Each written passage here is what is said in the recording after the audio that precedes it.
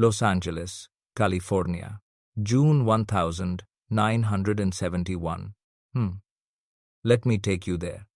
Because Los Angeles in June has a specific quality that people who haven't been there don't quite understand. The marine layer in the morning, that low gray cloud that sits over the city until about 11 a.m. and makes everything feel cooler and quieter than it actually is. Then it burns off, and what's left is that particular Los Angeles summer light, hard, flat, shadowless. The kind of light that shows everything exactly as it is, with no atmospheric mercy. By noon on this particular Tuesday in June, the marine layer is gone and the light is doing what it does, and the city is going about its business.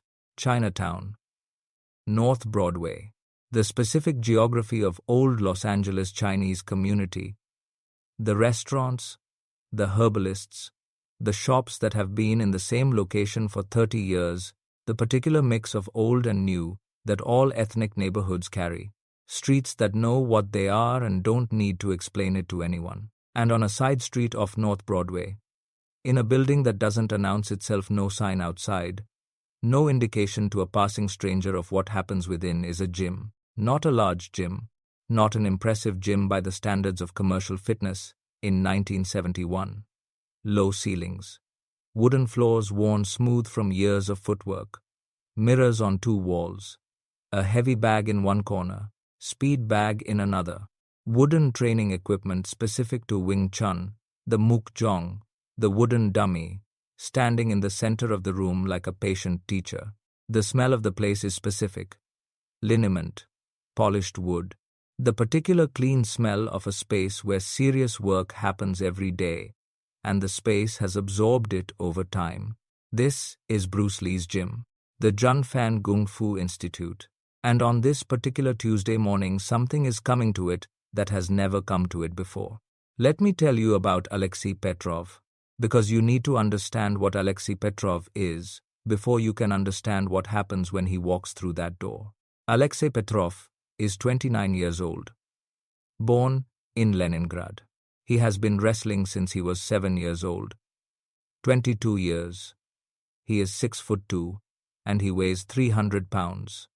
And unlike most men who weigh 300 pounds, the weight is not a problem. The weight is the point. The weight is what 22 years of Greco-Roman and freestyle wrestling competition in the Soviet system has built and refined and weaponized. His shoulders. Let me tell you about his shoulders. The specific development of a wrestler's shoulders, particularly a heavyweight Greco-Roman wrestler who has trained in the Soviet system since childhood, is something that exists outside the normal range of what human shoulders look like. They are not the round decorative shoulders of a bodybuilder. They are functional, dense. The shoulders of a man who has spent 22 years picking up other large men and putting them on the ground and doing it efficiently enough to be the best at it in his country. He won the Soviet national championship in freestyle wrestling at 23. He won it again at 25. He won the Olympic gold medal at the 1968 Mexico City Games. Olympic gold. In wrestling. Representing the Soviet Union, which means he went through the entire Soviet selection process, which is its own gauntlet, and then went to Mexico City and beat every other Olympic-level heavyweight wrestler in the world. He has been in America for 3 weeks. A cultural exchange program the Soviets are sending athletes to various American cities as part of an ongoing diplomatic softening. Petrov has been to New York, to Chicago, to San Francisco. He has done demonstrations at universities. He has spoken through translators about Soviet athletic training methodology. He has also, in every city, visited martial arts schools. Not out of respect, out of something more like professional curiosity mixed with professional skepticism, because Alexei Petrov has a very specific view of martial arts, the karate, the kung fu, the judo derivatives that Americans are increasingly interested in. And that view is essentially this: these are performance arts, athletic and disciplined and worthy of respect as cultural forms, but not fighting systems, not in the real sense, not against a trained wrestler. not against someone who has been tested in actual competition against actual opponents under actual rules. Wrestling, in Petrov's understanding, is the foundation, the base, the thing underneath everything else. Because wrestling goes to the ground, and the ground is where fights end, and on the ground size and strength and technique in the wrestling sense are what matter. He has visited 4 martial arts schools in 3 weeks. In 3 of them, he was treated as a celebrity guest. Demonstrations were performed for him. Tea was served. There was mutual appreciation and diplomatic goodwill, and nobody tested anything. In one of them, a karate school in Chicago, a senior instructor accepted Petrov's polite suggestion of a friendly demonstration. It lasted 23 seconds. Petrov took him down, achieved a dominant ground position, and stopped, respectfully. No harm done. But the point was made. Today he has come to Los Angeles. His handler, a Soviet embassy cultural attaché named Dmitry, who is nervous about everything and has been nervous about everything for 3 weeks, has arranged a visit to a martial arts school in Chinatown, a kung fu school, the Junfan Kung Fu Institute. Dmitry does not know whose school this is. Petrov doesn't know either. They're about to find out. There are 6 people in the gym when Petrov arrives. 3 of Bruce Lee's students, intermediate level. They've been training for a year or 2. Serious people doing serious work. A senior student named James who runs the morning class when Bruce isn't there, and 2 guests, friends of students who came to watch a class, and Bruce Lee. Bruce is at the wooden dummy in the center of the room. He's been there since 7 a.m. It's now 10:15. 3 hours on the wooden dummy in the morning is not unusual for him. The wooden dummy is how he thinks, how he processes. The arms of the dummy, the central post, the leg they're fixed, they're consistent, they give back exactly what you give them. He uses it to refine, to find the millimeter difference between a technique that works and the same technique that works better. He is not aware that anyone is coming this morning. The door opens at 10:17. Dmitry, the cultural attaché, comes in first. He is small, neat, perpetually concerned. He looks around the gym with the expression of someone calculating whether what he's seeing matches what he was told he was arranging. Behind him, Alexei Petrov fills the doorway. Now, there's a moment when Petrov enters a room that is specific to Petrov. Something that people who have been in rooms when Petrov entered them describe afterward. It's not aggression. It's not performance. It's just scale. The recalibration of the room's sense of what a person is. Because Petrov at 300 pounds and 6'2" is not just large in the abstract. He is large in the specific way that makes you aware of how large he is in relation to everything else in the space. The students stop what they're doing. James looks up from the class he's running. Bruce Lee, at the wooden dummy, does not stop immediately. He finishes the sequence he's in the middle of. 3 more strikes. Clean. Then he stops, turns. He looks at Petrov. Petrov looks at him. Dmitry is already speaking. His English is formal and careful. He says, "Good morning. My name is Dmitry Volkov. I am cultural attaché at the Soviet embassy. This is Alexei Petrov, Olympic gold medalist, in wrestling, Soviet national champion. We were told this is a martial arts school, and we would like to observe if possible." Bruce looks at Petrov. Petrov looks at Bruce. The size difference, at close range, is significant. Bruce, at 135 pounds and 5'7", is looking at a man who is 165 pounds heavier and 7 inches taller. Petrov's forearms, resting at his sides, are approximately the circumference of Bruce's bicep. Bruce says, "Welcome." He extends his hand to Petrov. Petrov shakes it. He registers, as he always registers when he shakes hands, the quality of the grip. This man's grip is interesting. Compact, dense. There's something specific in how the hand meets his that is not what he expects from someone this size. He files it. Dmitry is saying something about the cultural exchange program, about the importance of mutual understanding between American and Soviet athletic traditions. Bruce is not listening to Dmitry. He is looking at Petrov, reading. What discipline? he says to Petrov directly. Not through Dmitri. Petrov speaks English. Not perfectly, but functionally. Greco, Roman, and freestyle, he says. Olympic. He pauses. You are Kung Fu? Wing Chun, Bruce says.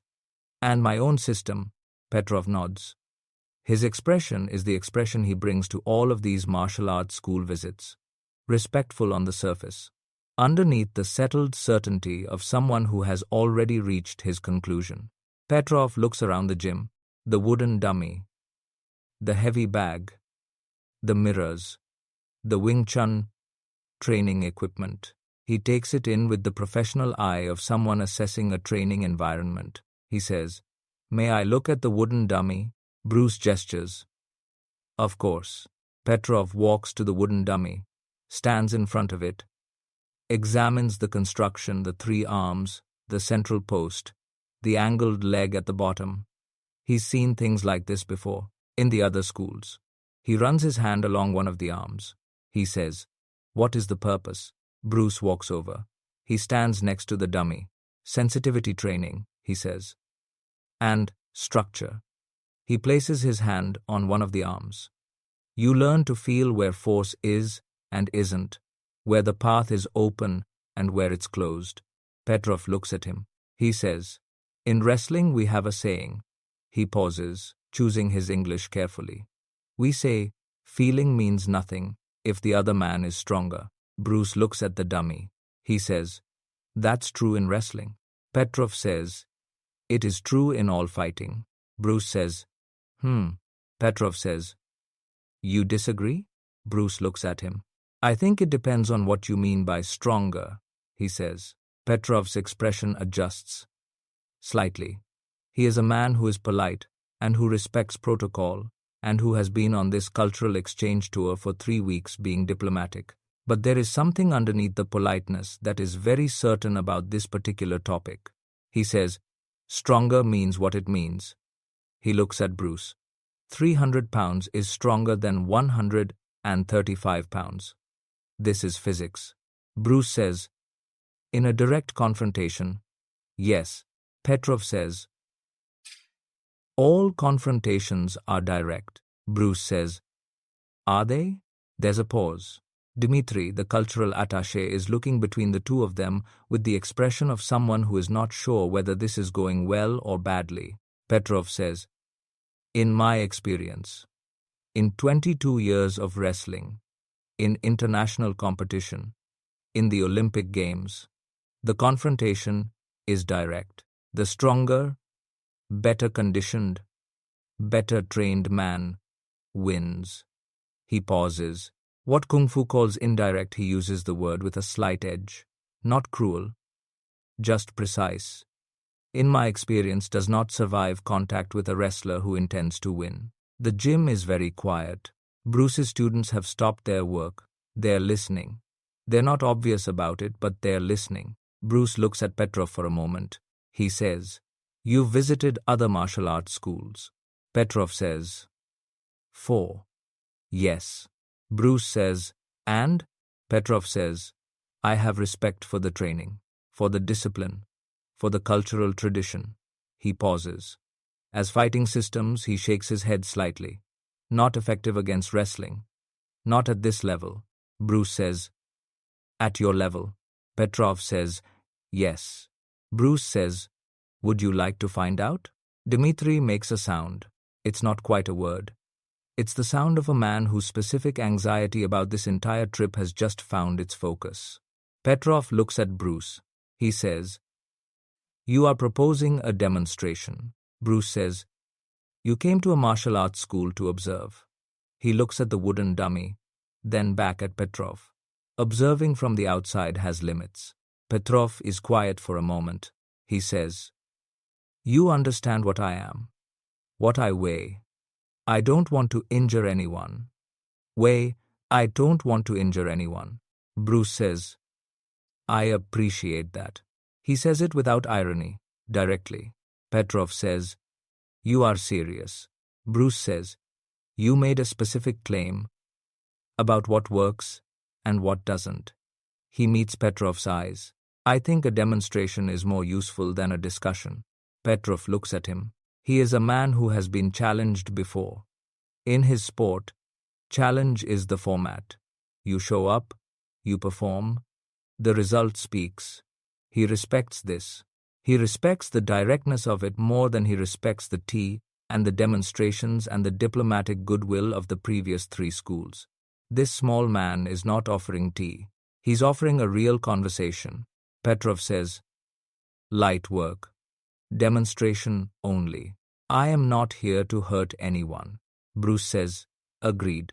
Petrov says, and if I take you down when I take you down, we stop immediately. No groundwork, just the takedown. To make the point, Bruce says, and if you don't take me down? Petrov looks at him. If I don't take you down, he says carefully. You make your point. Bruce nods. They shake hands. Dmitri sits down on a bench near the wall and begins doing something that looks like quiet prayer. They move to the center of the floor. Bruce's students arrange themselves at the edges. James has his arms crossed. He's watched Bruce work for 3 years. He's seen things in this gym that have changed how he understands fighting, but he has not seen this. He has not seen 300 pounds and an Olympic gold medal walk through the door and accept a demonstration. He is uncertain about what happens next. Petrov removes his jacket. Underneath, a training shirt. And now, the full reality of him is visible. The shoulders, the neck, the forearms. 300 pounds of Olympic-level wrestling conditioning. His body is not decorative. It is a machine built for one specific purpose, and it is very good at that purpose. He settles into a wrestling stance. Low, wide, hands out. The stance of someone who has been in this position 10,000 times. Comfortable, patient, ready. Bruce stands across from him, centered, loose.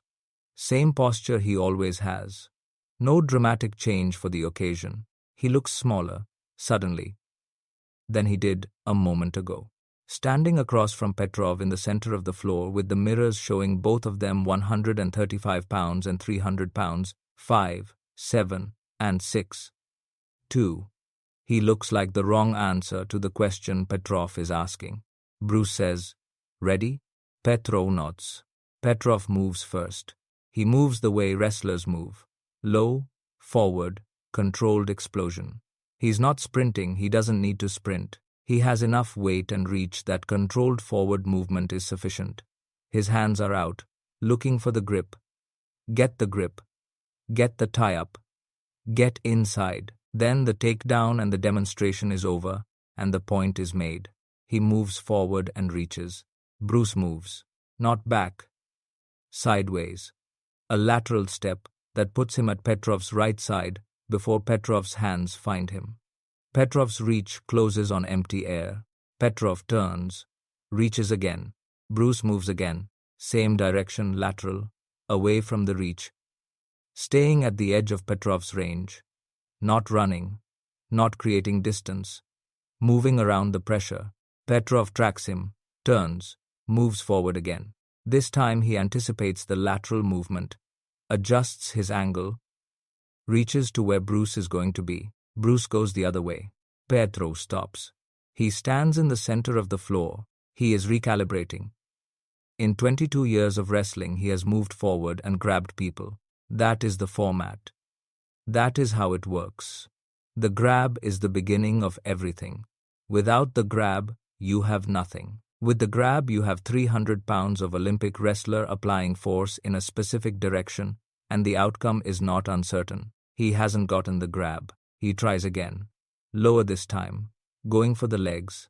The double leg forward, driving low.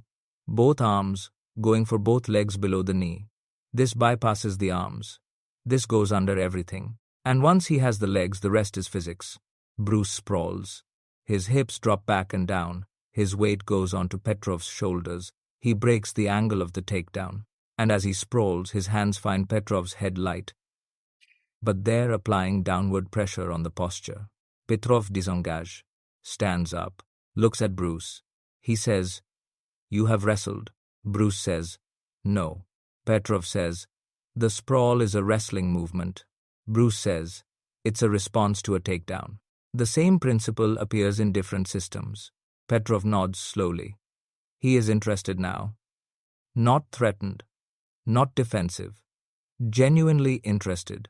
He is a man who has spent 22 years in a specific physical discipline, and he has, in the last 2 minutes, felt something he hasn't felt before. Not defeat. Not danger. But novelty.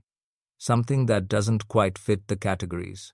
He tries again. He varies his approach.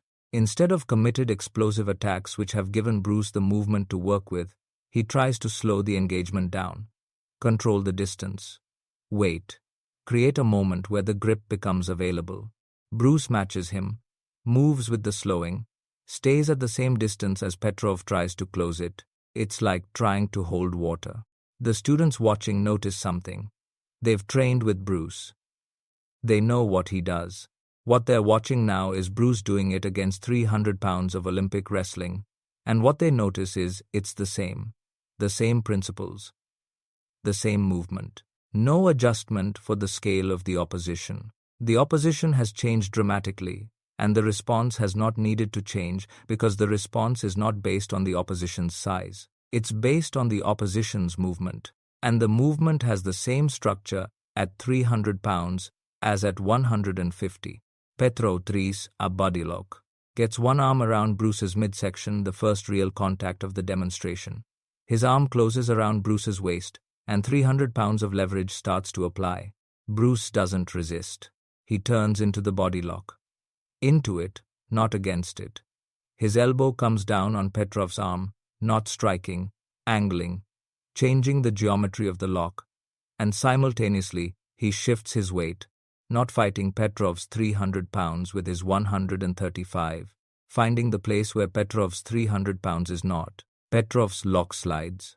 Doesn't complete. Bruce is out of it before it closes. Petrov stands back.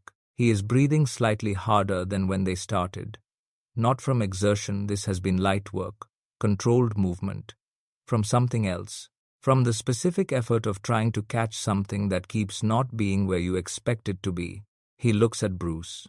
He says, "How?" Bruce says, "The lock was here." He indicates a position. "I moved here. The lock is designed for this position. In this position, it has nothing to close on." Petrov says, "But my weight." Bruce says, "Your weight was committed to the lock. I moved out of the lock's direction." He pauses. "Your weight went with the lock. The lock went to where I was. I wasn't there." Petrov stands with this. He is a very intelligent man. 22 years of wrestling has not been 22 years of physical repetition only. It has been 22 years of understanding leverage and force, and the geometry of bodies in contact. He understands what Bruce just said. He understands the principle. What he did not understand until this moment is that the principle applies to him. He says, "You're saying my weight is a variable I can't always control." Bruce says, "I'm saying your weight goes where it goes. It's not infinitely maneuverable." He meets Petrov's eyes. "Sitante, kandro kipolatipolo, kipolatandro." When it goes somewhere committed a takedown, a body lock, and the target is not there, the weight continues without the target.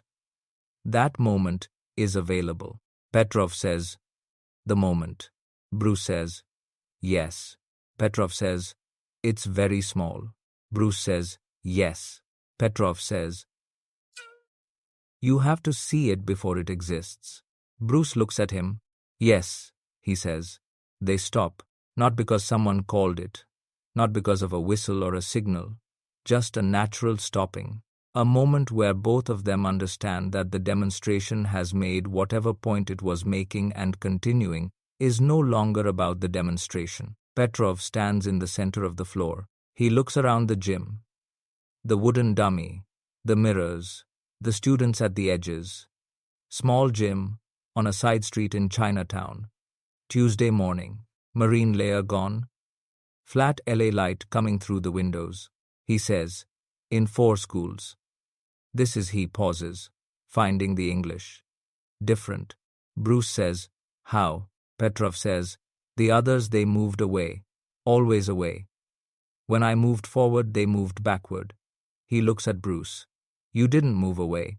Bruce says, moving away from you doesn't work. You're faster than the distance I can create. Petrov says, yes, this is correct. Bruce says, so moving away is the wrong answer. Petrov says, but moving toward 300 pounds. Den Cochrane. Bruce says, moving around. Not toward, not away, around. Petrov thinks about this. He says, water. Bruce looks at him. Petrov says, water doesn't go through the rock. Water goes around. He looks at Bruce. You are describing water. Water? Bruce says, yes. Petrov nods. Slowly, like something is settling into place. He says, in wrestling, we train to be the rock. Bruce says, you're very good at it. Petrov says, but water. Bruce says, water gets to the other side. There's a silence in the gym. One of the students, the youngest one, training for 8 months, looks at James. James is looking at the floor with the expression of someone hearing something said clearly that they've been trying to understand for a long time. Petrov says, will you show me more? They spend 2 hours in that gym. 2 hours on a Tuesday morning in June. Olympic gold medalist and martial arts instructor. 300 pounds and 135 pounds. The Soviet system, and the system that has no name yet, or has a name that nobody has heard of yet. Petrov asks questions the way serious athletes ask questions, specific, technical, without ego. He's not protecting his conclusions anymore. His conclusions have been revised. He is in information-gathering mode. He wants to understand the principle. Bruce shows him, not techniques, principles. The distinction between moving against force and moving around it. The difference between the moment of commitment, when force is going somewhere specific and fully applied, and the moment before commitment, when everything is still possible. How to read the preparation rather than the action. How the body communicates before the body moves. Petrov absorbs it. He is, and Bruce can see this. And it is not what he expected from the man who walked through the door humble in the presence of something new. The Olympic gold medal doesn't prevent humility. In fact, maybe it enables it. A man who has been tested seriously at the highest level at the Olympic Games knows the difference between knowing something and thinking you know something. He's been on the canvas in training. He knows what it feels like to encounter something that doesn't fit your model. This morning has given him that feeling again. He sits on the bench near the wall at the end of the 2 hours. He says, I came to 4 schools to confirm something I already believed. Bruce says, I know. Petrov says, I believed martial arts was performance. Beautiful performance, not fighting. He's quiet for a moment. He says, I was mostly right. Bruce almost smiles. Petrov says, mostly right means, Bruce says, you were right about what you saw. In those schools. He pauses. The performance versions of the systems, the theatrical versions. He looks at Petrov. You saw real theater and concluded the underlying system was theatrical. Petrov says. And the underlying system, Bruce says, is different. Petrov nods. He says, today I could not get the grip. He looks at his hands, those enormous wrestler's hands. In 22 years, I could not close the grip on a man who weighs 135 pounds. He says it plainly. Without shame. As a fact, Bruce says, you got close. Several times. Petrov says, close is not the grip. Bruce says, no. Petrov says, what is the name of your system? Bruce says, Jeet Kune Do. Petrov pronounces it slowly, carefully. And Susie, he says, what does it mean? Bruce says, the way of the intercepting fist. Petrov considers this. The intercepting fist, he says. Not the blocking fist. Not the countering fist. Bruce says, intercepting, meeting the action at its source. Before it arrives, Petrov nods slowly. He stands up, his full 300 pounds reassembling. He looks down at Bruce Lee. He says, "You are smaller than everyone I have ever faced in competition." Bruce says, "Yes." Petrov says, "And this morning you did not fall down." Bruce says, "No." Petrov says, "In 22 years, one person has not fallen down when I intended them to fall." He looks at Bruce steadily. Honestly, he says, "You are the first." They walk out of the gym together. Bruce, Petrov, Dmitri, the cultural attaché who has been sitting on his bench for 2 hours, doing paperwork that may or may not have been urgent, and is certainly better than watching what he feared might happen. The Los Angeles midday, the flat light, North Broadway, the Chinatown restaurants beginning to fill for lunch. Petrov stops on the sidewalk. He turns to Bruce. He says, "I will tell this story when I return. At home, at the Sports Institute." He pauses. "I will not tell it the way I thought I would tell it when I came here this morning." Bruce says, "How will you tell it?" Petrov says, "I will tell them." He chooses his words carefully. "I will tell them that the American martial arts systems are mostly what we believed. Mostly performance. Mostly not tested." He pauses. "And I will tell them there is one school, one man, who made me work for 2 hours without getting the grip." He looks at Bruce. "I will tell them his name," he says, "and his system, and I will recommend that someone study it." He extends his hand. Bruce takes it. They shake. Petrov says, "Jeet Kune Do." Bruce says, "Yes." Petrov says, "The intercepting fist." He nods once, releases the handshake, turns, walks toward the car where Dmitri is already standing with the door open and the expression of a man who is going to need a significant amount of time before he can process this morning. Bruce watches them go. James comes out of the gym and stands beside Bruce on the sidewalk. He's been in there for 2 hours watching. He's a senior student. He's seen Bruce work against a lot of different people in a lot of different contexts. He says, 300 pounds. Bruce says, James says, "You move the same way you always move." Bruce looks at him. James says, "I mean 300 pounds, Olympic wrestler. And you moved the same way you move with us. With me. With the beginners. And the VD Aspur Pramanden." Bruce says, "The principle doesn't change with the weight." James says, "But," Bruce says, "if the principle changes with the weight, then it was never the principle." He looks at James. "A principle works or it doesn't. The weight of the opposition is one variable, not the determining variable." James is quiet for a moment. He says, "He couldn't get the grip." Bruce says, "He got close." James says, "Close isn't the grip." Bruce looks at him. He almost smiles. "That's right," he says. "Close isn't the grip." He goes back inside. James stands on the sidewalk for a moment in the flat Los Angeles June light. He thinks about 300 pounds, about the Olympic gold medal, about 2 hours in a gym on a side street in Chinatown, about a man who came to confirm what he believed and left carrying something different. He thinks about water and rocks. He goes back inside. Alexei Petrov returns to the Soviet Union 12 days later. He wins his 3rd national championship the following year. He becomes a coach at the Soviet Sports Institute. In 1975, he is considered one of the finest wrestling coaches the Soviet system has produced. His athletes win at every level. In his coaching, and the athletes who trained under him in those years will speak about this, he teaches something that is not in the standard Soviet wrestling curriculum. Something about commitment and the moment of commitment, about what happens to force when its target is not there, about the geometry of 300 pounds when 300 pounds is going somewhere specific and the something specific moves. He never fully explains where it came from. The athletes just know it as Petrov's principle.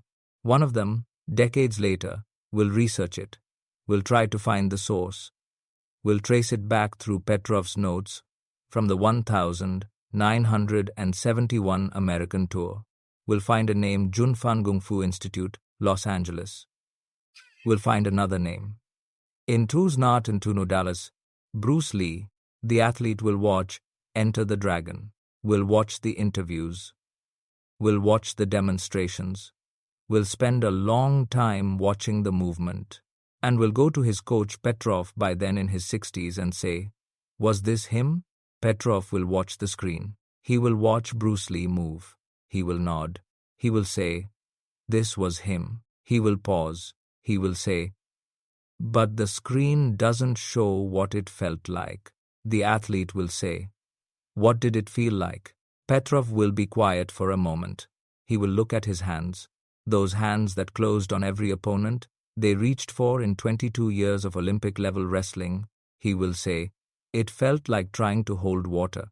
He will close his hand slowly. He will say, "You think you have it." He will open his hands. He will say, "And it's already somewhere else." Los Angeles, June 1971. A gym on a side street in Chinatown. 300 pounds. 135